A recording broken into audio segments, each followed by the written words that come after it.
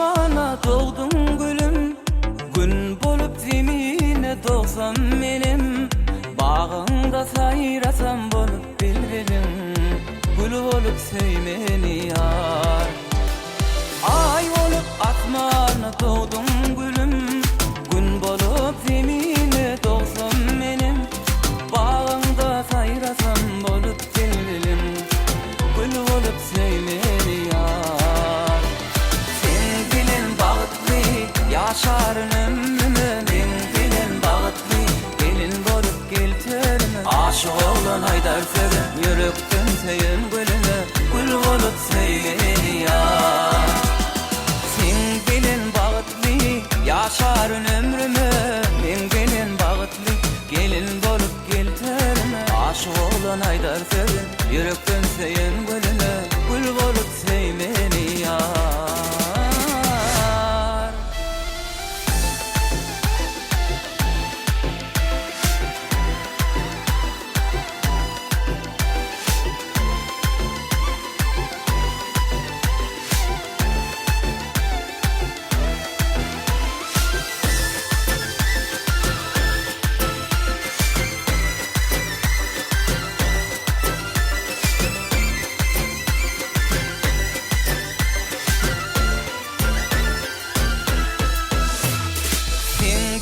Geçirdim bağlı günleri, duşurdu bir yar seyu yolları. Yoluma düşeyin ter günleri, gül olup sevmeli yar.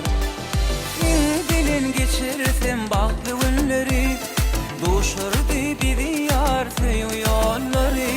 Yoluma düşeyin ter günleri, gül olup sevmeli yar. Yaşarın ömrümü, men bilin bağıtlı gelin bolup geltirme. Aşık olan haydar sevin, yürekten seyin gülüne, gül bolup sevmeni yar. Sen bilin bağıtlı yaşarın ömrümü, men bilin bağıtlı gelin bolup geltirme. Aşık olan haydar sevin, yürekten seyin gülüne, gül bolup sevmeni yar.